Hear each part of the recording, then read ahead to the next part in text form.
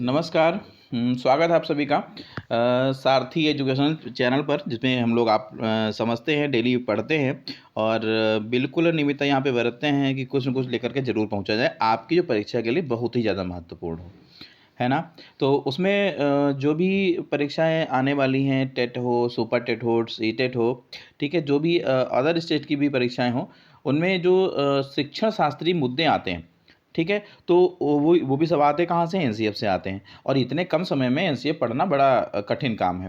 तो जो भी हम लोग देखते हैं उनको कैसे पढ़ा जाए, कैसे बात की जाए, वो पूरी बात हम यहाँ पर 2 वीडियो में, ये 2 भाग 1 है और 1 भाग 2 और होगा, तो उसमें हम आप तक पहुँचाएँगे पूरा ये हिस्सा। तो ये 2 वीडियो अगर आप देख सकते हैं, तो जितना भी शिक्षा साथी मुद्दों का हिस्सा होगा, चाहे वो संस्कृत का हो, चाहे वो हिंदी का हो, चाहे वो गणित का हो, कहीं पर भी कुछ भी हिस्से आते होंगे, इस वीडियो से आपके वो हल हो जाएँगे। यानी कि पूरी कोशिश की गई है कि आप अधिकतम नंबर यहाँ 2 वीडियो से प्राप्त करें। यानी कि जो पेड़ाए गए हिस्से होंगे, जो कि शिक्षा शास्त्रीय मुद्दों के हिस्से होंगे। अच्छा भाई, रही बात संस्कृत भाषा की और हिंदी भाषा की, तो इसमें हिंदी में लिखा है, संस्कृत भाषा में भी इसी तरीके से आना है सर, बिल्कुल ठीक है। बस उसका वो अनुवाद हो जाता होगा। वो भी आपको समय-समय पर सर आपको बताते ही रहते होंगे, चाहे वो प्रश्नों के माध्यम से रहता हो, ये जो प्रश्न हल करवाते हैं वहाँ पर देखा होगा ना कितना उसके बारे में भी सब कुछ अच्छी तरीके से बता देते हैं। तो हम लोग शुरुआत करें, ये क्या है? एनसीएफ के कुछ महत्वपूर्ण बिंदु हैं, जिनको कि अभी एनसीएफ पूरा नहीं पढ़ा जा सकता, लेकिन आप लोग भले ही ना पूरा पढ़ें, लेकिन हम लोग पूरा पढ़ लाए हैं, ठीक है? और उनको एक कॉपी पर अच्छी तरीके से लिख लिया है और आपके सम्मुख वो है, ठीक है? तो हम लोग शुरुआत करते हैं बिल्कुल। तो इसमें देखिए जो पहला बिंदु है, ये तो आप समझ गए ना, राष्ट्रीय पाठ्यचर्या रूपरेखा 2005 एनसीएफ से संदर्भित कुछ बिंदु हैं। तो अब हम यहाँ पर जो हम बात करेंगे, तो क्या था कि बच्चों की घरेलू भाषाएं स्कूल में शिक्षण का माध्यम होनी चाहिए। बिल्कुल सही कह रहे हैं ये, कि जो भी घरेलू भाषाएं हैं, आप अगर विद्यालय स्तर तक बच्चों को पढ़ा रहे हैं, प्राथमिक स्तर की बात है, तो उनमें शिक्षा का माध्यम आप बच्चों की घरेलू भाषा बनाइए, ठीक है? तो घरेलू भाषा का मतलब क्या होगा? जो उनके घर परिवार में बोली जाती होंगी, जो उनके क्षेत्र विशेष में बोली जाती होंगी, वो क्या रहती होंगी? घरेलू भाषाएँ रहती हैं। तो स्कूल में इनको शिक्षण का माध्यम बनाना चाहिए, जो कि क्योंकि बच्चा इससे अच्छी तरीके से सीख सकेगा और उनको अच्छी तरीके से जान सकेगा। तो बच्चों की जो घरेलू भाषाएँ हैं, स्कूल में शिक्षण का माध्यम होनी चाहिए। घरेलू भाषा से ही तुरंत परिभाषा स्पष्ट कर लेना मातृभाषा की, ठीक है? बच्चे की मातृभाषा क्या? बच्चे की जो घरेलू भाषा होती है, वो क्या कहलाती है? मातृभाषा कहलाती है। ना ही सिर्फ हिंदी की बात करना और ना ही सिर्फ अंग्रेजी की बात करना, ठीक है? उसमें जो भी घरेलू भाषा का ऑप्शन लिखा हो, क्षेत्रीय भाषा का ऑप्शन लिखा हो, उससे आप मातृभाषा स्पष्ट कर देना और बता देना कि ये जो प्राथमिक स्तर है, अगला पॉइंट आएगा इस पर ही आधारित, कि जो बच्चे का शैक्षणिक कार्य है, उसमें घरेलू भाषा को महत्व देना चाहिए, ठीक है? तो पहला बिंदु सबको स्पष्ट हुआ होगा, मुझे लग रहा। अगला देखिए, यहाँ पर जो बात करेंगे हम लोग, कि अगर स्कूल में उच्चतर स्तर पर, यानी कि 6 टू 8 पर बच्चों की घरेलू भाषाओं में शिक्षण की व्यवस्था ना हो, तो प्राथमिक स्तर की स्कूली शिक्षा अवश्य घरेलू भाषाओं के माध्यम से ही दी जाए, ठीक है? और एक ग्रामर का भी बात देख रहे हैं ना, ही निपात है, वो कभी निपात पूछते क्या है? ऐसे शब्दांश जो वाक्य के अर्थ पर बल प्रदान किया करें, वो निपात कहलाते हैं। तो अगर स्कूल में उच्चतर स्तर पर बच्चों की घरेलू भाषाओं में शिक्षण की व्यवस्था ना हो, तो प्राथमिक स्तर की स्कूली शिक्षा अवश्य घरेलू भाषाओं के माध्यम से ही दीजिए। तो ये कह रहे हैं, अगर 6 टू 8 पर आप नहीं ले जा सकते उनकी क्षेत्रीय भाषा को, उनकी घरेलू भाषा को, तो हमें हर स्थिति में प्राथमिक स्तर पर ले जाना ही होगा। अगर आप हैं वहाँ पे कोई समस्या नहीं हो रही है, तब आप 6 टू 8 में भी ले जा सकते हैं, वहाँ पे कोई दिक्कत समस्या नहीं है।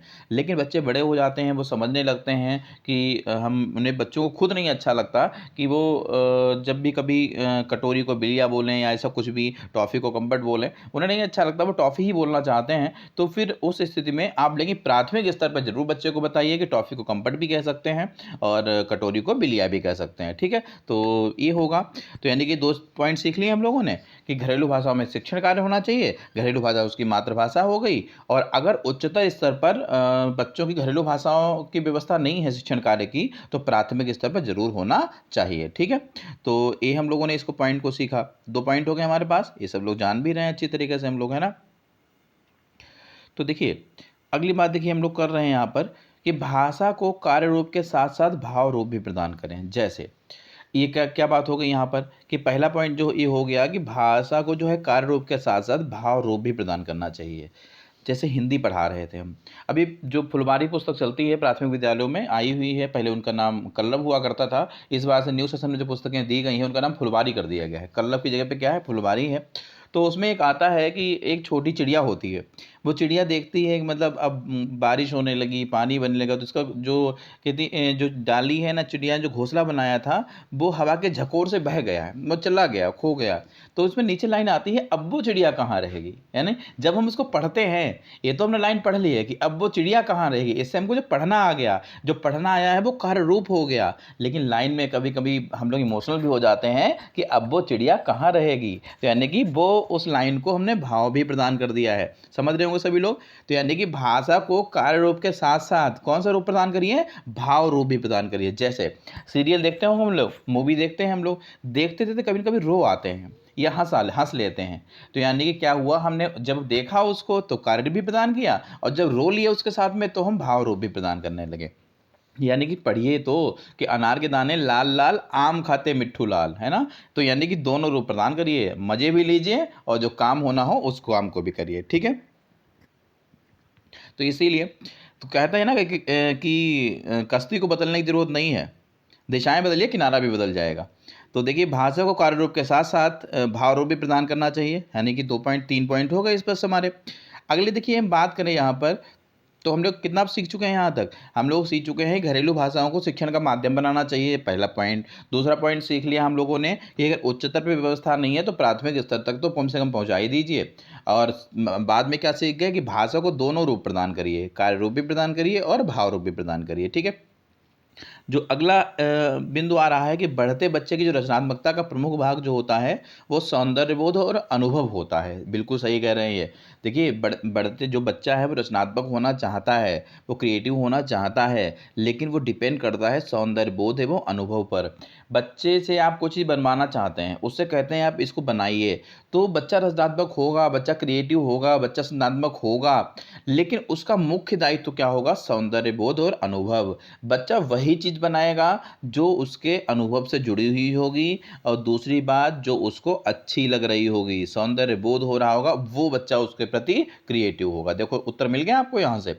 रचनात्मकता किस पर डिपेंड करती है, सौंदर्य बोध एवं अनुभव पर। अब परीक्षा वाले कैसे पूछ देंगे, कह देंगे कि रचनात्मक बच्चे की रचनात्मकता प्रभावित होती है, ऑप्शन लिख देंगे तमाम, सौंदर्य बोध एवं अनुभव के द्वारा, दूसरे विकल्प में कुछ और लिख देंगे, तीसरे में कुछ और लिख देंगे, चौथे में कुछ और लिख देंगे। तो आप लोग क्या टिक कर देना, सौंदर्य बोध एवं अनुभव, ठीक है। समझ रहे हैं सब लोग। बढ़ते बच्चे की जो रचनात्मकता है उसको प्रभावित करने वाले कारक कौन कौन से हो सकते हैं, सौंदर्य बोध एवं अनुभव। यानी कि बच्चा रचनात्मक होगा, लेकिन कब रचनात्मक होगा, जब वो अनुभव और सौंदर्य बोध के बीच से गुजर रहा होगा, ठीक है। स्पष्ट हो गया। परीक्षा वाले पूछेंगे कि रचनात्मकता का प्रमुख भाग क्या है बढ़ते बच्चे की, तो क्या टिक कर देना, सौंदर्य बोध एवं अनुभव। ये भी देखिए सीख गए हम लोग पॉइंट्स, है ना। ये सब पूरा निचोड़ है एलसीएफ का, ठीक है, जो कि हम लोगों को एक वीडियो में मिल रहा है। तो अगला देखिए देखिए कितना इंदु सर मेहनत करते हैं, है ना, सब कुछ पहुंचा करके। उनका मतलब यही है कि पूरे भारत की परीक्षा पास कर लो, ठीक है, फिर बाद में क्या है यूपी मिल जाओ, है ना। जो नौकरी आए मास्टर वाली वो कर लीजिए सब लोग, है ना। कितनी मेहनत है। देखिए प्राथमिक स्तर पर बच्चों, अगला पॉइंट है प्राथमिक स्तर पर, लेकिन वीडियो पहुंचा जरूर दीजिए सबके पास तक, ठीक है, और चैनल को सब्सक्राइब करा दीजिए, मतलब जितना हो सके उतना इसको करिए। फिर देखिए हम लोग बिल्कुल तैयार हैं जो भी नौकरी वो करने के लिए, है ना। और कोई चीज़ नौकरी ये सब कुछ भी बड़ा नहीं होता, ठीक है, बस हमारा हौसला बड़ा होता है, ठीक है। देखो प्राथमिक स्तर पर बच्चों की भाषाओं को बिना सुधारे उसी रूप में स्वीकार करना चाहिए जिस रूप में वे होती हैं। ये कहते हैं कि हम लोग जाकर के ज़्यादा काबिल ना बने बच्चों के बीच में। बच्चा अगर गलत लिख कर भी लाया है तो उसको आप क्या करिए, उस रूप में ही स्वीकार कर लीजिए, ठीक है। अभी देखा गया कैसे बच्चे क्लास में हम बच्चे को काम दिया, जैसे कहा कि का खा इस तरीके से बताया, और हम लोगों ने काम दिया, हम जैसे देखो यहाँ पर हम जैसे हम लिख दें, जैसे हमने का लिख दिया था और हमने खा लिख दिया बच्चे के सामने, और हमने उस बच्चे से कहा कि इस पर पेंसिल फेर के लाना, पेंसिल चला के लाना। तो यानी कि हम क्या कर रहे थे, का के ऊपर पेंसिल चला के लाओ, हमने इतना कहा था, हमने ये सब लिख दिए हैं, इसके ऊपर पेंसिल चला के लाना। बच्चा अपना पेंसिल चला लाया, देखो ऐसे करके, ऐसे करके बच्चे ने पेंसिल चला दी। यानी गलत तो नहीं थे हम। वो भी भाई जो हमने बच्चे से कहा बच्चे ने कर लिया ऐसा। अब हम इसमें मास्टर बन जाएं बीच में, अरे ये कैसे कर दिया तुमने, ये कैसे कर दिया। तो लाइन ऊपर साफ साफ लिखा है, बच्चों की भाषाओं को बिना सुधारे उसी रूप में स्वीकार करो जिस रूप में वे होती हैं, यानी कि ज़्यादा काबिल बनने की ज़रूरत नहीं है। यानी क्या कहना चाहते हैं कि बच्चा जो होता है हमसे ज़्यादा काबिल होता है, ठीक है। बच्चा कुछ करके लाया है, आप यही समझिए कि अगर उस लाइन को गलत बच्चे ने बोल दिया है तो आप एक चीज़ और आपको हम बताएं, बच्चा कभी गलत नहीं बताता, बच्चा हमेशा जो है किसी और का उत्तर बताता है, इस चीज़ को भी ध्यान रखिएगा। बच्चा कभी गलत नहीं बताएगा, बच्चा जो उत्तर बताएगा वो किसी और का हो सकता है बता दे। तो यानी कि पहला पॉइंट ये भी सब लोग जान गए होंगे अच्छी तरीके से हम लोग कि प्राथमिक स्तर पर बच्चों की भाषाओं को बिना सुधारे उसी रूप में स्वीकार कर लीजिए जिस रूप में वे होती हैं, यानी कि ज़्यादा हमको इंटरफेयर करने की ज़रूरत नहीं है। और ज़्यादा अगर इंटरफेयर किया तो बच्चा खुद बोलेगा हमसे कि don't interfere in my personal life, है ना। इसीलिए इन चीज़ों को आप अच्छी तरीके से हम लोग सीखेंगे। अगला बिंदु देखिए हम लोग यहाँ पे सीख रहे हैं क्या है कि सीखने सिखाने की प्रक्रिया में के दौरान बच्चे की घरेलू भाषा के प्रति उचित सम्मान का भाव बना रहना चाहिए। ये पहले वाली बात आ गई यहाँ पर कि जब हम कुछ सिखा रहे हों, बच्चे को सिखा रहे हों या खुद सीख रहे हों, तो इसके दौरान बच्चे की जो घरेलू भाषा है उसके प्रति उचित सम्मान देते रहिए आप। यानी कि जो बच्चे की घरेलू भाषा है उसके बीच में बात करते रहिए, आप अपनी भाषा को थोपने की कोशिश मत करिए बच्चे के ऊपर। तो हम लोग देख रहे हैं ना कि कितना बच्चे की घरेलू भाषा के प्रति सम्मान दिया जा रहा है, मातृभाषा के प्रति कितना सम्मान दिया जा रहा है। यानी कि जो भी कुछ सिखा रहे हों तो उसमें कुछ न कुछ बच्चे की घरेलू भाषा का हिस्सा जरूर होना चाहिए, ठीक है। तो ये वाला बिंदु भी हम लोग सीख गए हैं कि सीखने सिखाने की प्रक्रिया के दौरान बच्चे की घरेलू भाषाओं के प्रति उचित सम्मान का भाव बना रहना चाहिए, ठीक है। तो इसको भी हम लोग सीख रहे हैं यहाँ पर और इन चीज़ों को भी हम लोग यहाँ पर जान रहे हैं, ठीक है। तो देखिए अगला बिंदु क्या हो सकता है। अगला बिंदु देखिए क्या है यहाँ पर कि ये है बिंदु यहाँ पर गलतियाँ अधिगम का हिस्सा होती हैं और बच्चे जब इस लायक हो जाएं तो वो उसमें स्वयं सुधार कर लेते हैं। अच्छा ये तो बात बिल्कुल सही है कि जो गलतियाँ होती हैं वो अधिगम का हिस्सा होती हैं और बच्चे जब इस लायक हो जाएं तो वो स्वयं इसमें सुधार कर सकते हैं। ये लाइन को बड़ा ढूंढ ढूंढ करके और जो भी एनसीएफ का सार हो सकता है उससे लाई गई ये सब लाइनें पूरे एनसीएफ से। और ये लाइन आपको पूरे कम से कम हो सकता है 150 का पेपर और 4-5 नंबर दिलवा के जाए, ये वाला बिंदु है ना कि गलतियां अधिगम का हिस्सा होती हैं। बच्चे गलती करेंगे और ऐसा नहीं है बच्चा जो गलती करता रहता है, और बच्चा नहीं, गलती हम लोगों को करते रहना चाहिए भाई। मनोविज्ञान भी कहता है गलतियां हम लोग करें, अगर हम लोगों ने गलती करना छोड़ दिया तो बहुत जल्दी बूढ़े हो जाते हैं, है ना। इसलिए बच्चा गलतियां अधिगम का हिस्सा होती हैं, गलतियां हमको सिखाती हैं, लेकिन सिर्फ ये होना चाहिए कि वो जो गलतियां हो उनको दोबारा ना करें हम लोग, ठीक है, वो दोबारा बढ़ाएं नहीं। तो गलतियां अधिगम का हिस्सा होती हैं और जब बच्चे जब इस लायक हो जाएं तो वो स्वयं उसमें सुधार कर लेते हैं। ज़्यादा परेशान करने की बच्चों को ज़रूरत नहीं है, उनको करने दीजिए गलती। भाई एक कटोरी है, बिल्ली कुछ भी है उसमें किचन में रखा है, बच्चे ने उसको तोड़ दिया है, आप उस पर डांटने लगे, चिल्लाने लगे, ठीक है। वो अच्छा ये बताइए जब बच्चा बड़ा हो जाएगा तो क्या वही गलती करता रहेगा? नहीं है ऐसा, ठीक है। वो बस क्या है वो एक गलती से सीखेगा, लेकिन वैसे जो उसने एक गलती करी है वो अगली बार उसका अनुभव बन जाएगी, इसलिए वो उसको गलती दोहराना नहीं चाहेगा। तो ये लाइन गलतियाँ किसका हिस्सा होती हैं? अधिगम का हिस्सा होती हैं। गलतियाँ बच्चे को क्या करती हैं? सीखने सिखाने में मदद करती हैं। इस पूरी लाइन का सार हो गया, इसलिए हमने कई बार इसको पढ़ा दिया है, ठीक है, कई बार समझा दिया। अगला देखिए, अगला था गलतियां और कमियों पर ध्यान दिए जाने के बजाय अधिक समय बच्चों को विस्तृत, रुचिकर और चुनौतीपूर्ण निवेश दिए जाने चाहिए। आप बच्चे ने जो गलत किया है, कॉपी पर आप जुड़वा रहे थे कहीं पर, उसने देखो ऐसे 3 + 2 = 5 था, अब बच्चे ने 4 लिख दिया है। तो अब फर्ज इसी पे टाइम मत दो, तुम्हें 4 कैसे लिख दिया, तुमको रिक्शा दिलवा देंगे, ज़िंदगी में कभी नहीं पढ़ पाओगे तुम, और ये तमाम ऐसी बातें उससे करने लगो। बच्चा डिमोटिवेट हो जाता है ना, उसको नहीं समझ सकता वो। अब 3 + 2 = 5 पढ़ा रहे हैं, तो 5 मतलब 4 की बात बच्चे ने कर ली है, तो अरे बस एक इतना याद रखो कि वो 4 तक तो पहुंच गया है, सिर्फ एक ही तो कम छोड़ा है उसने। तो आप ज़्यादा कमियों पर ध्यान मत दो, बच्चों को और रुचिकर तरीके से पढ़ा सकते हो कि 3 टॉफ़ी हैं आपके पास और 2 टॉफ़ी और आ जाएं, तो कितनी टॉफ़ी हो गई? 5 हो गई। अब देखो अच्छी तरीके से बात कर लेगा वो, क्योंकि बच्चा हिंदी में अक्षरों से डरता है और गणित में अंकों से डरता है। तो हो सकता है आप इनको हटा दीजिए, तभी तो कहा जाता है कि गणित को पढ़ाने में हिंदी की मदद लीजिए। एक भाषा का शिक्षण कार्य जो होता है दूसरी भाषा के शिक्षण कार्य में मदद करता है। ठीक है, तो इन चीज़ों को भी हम लोग सीख सकते हैं। तो इस बारे पॉइंट से देखिए हम लोगों ने कितना सीख लिया कि गलतियों और कमियों पर ध्यान दिए जाने के बजाय अधिक समय बच्चों को विस्तृत, रुचिकर और चुनौतीपूर्ण निवेश दिए जाने चाहिए। ठीक है, ये बात हो गई होगी यहाँ पे स्पष्ट, है ना। तो कोई दिक्कत तो नहीं किसी को कि ये दोनों पॉइंट सी लगे हुए थे और दोनों परीक्षाओं में विभिन्न प्रकार से आ सकते हैं। ठीक है, चाहे संस्कृत की बात होगी, चाहे हिंदी की बात होगी, कुछ भी इस समय बात हो सकती होगी। ठीक, अगला था भाषा शिक्षण केवल भाषा की कक्षा तक, भाषा शिक्षण जो होगा केवल भाषा की कक्षा तक सीमित नहीं रहना चाहिए। ठीक है, ये सही कहना है बिल्कुल, इसमें कोई गलत नहीं कह रहे हैं ऐसा कि भाषा शिक्षण जो है केवल भाषा की कक्षा तक सीमित नहीं रहना चाहिए। यानी कि ये बात कहना चाह रहे हैं कि जो सिर्फ हिंदी, संस्कृत और अंग्रेजी पढ़ाता हो उसका दायित्व ही नहीं है भाषा की शिक्षा देना। जो गणित वाले सर हों वो भी भाषा का प्रयोग करेंगे, जो ड्राइंग वाले सब सर होंगे वो भी भाषा का प्रयोग करेंगे। तो यानी कि भाषा जो होती है मेरे पूरे कोर्स में फैली हुई मिलती है, ये समझ सकते हैं हम लोग। ठीक है, जो भी मेरा शिक्षण कार्य होगा बिना भाषा के संभव नहीं होगा। अगर ड्राइंग वाली मैम आएंगी वो कहेंगी एक आम बनाओ या साड़ी का किनारा बनाओ, तो बताओ वो भी तो भाषा का सहारा लेते हैं। यानी कि इस तरीके से क्या होगा, जब भाषा के प्रति सब लोग सजग हो जाएंगे, ईमानदार हो जाएंगे, संवेदनशील हो जाएंगे, तो क्या होगा कि भाषा का रूप जो होगा या भाषा जो होगी हमारी अच्छी तरीके से पुष्पित और पल्लवित होती रहेगी। तो ये वाला बिंदु भी है। और एक चीज़ हाँ बताना ही भूल गए हम, ये जितने भी पॉइंट्स लिखे हैं सब परीक्षाओं में आए हुए हैं, उनको विकल्प के तौर पर आए होंगे या उत्तर के रूप में पूछे गए होंगे, तो उनको यहाँ पर लिखने का पूरा प्रयास किया गया है। ठीक है, तो ये वाला बिंदु भी सब लोग बता सकते होंगे अच्छी तरीके से।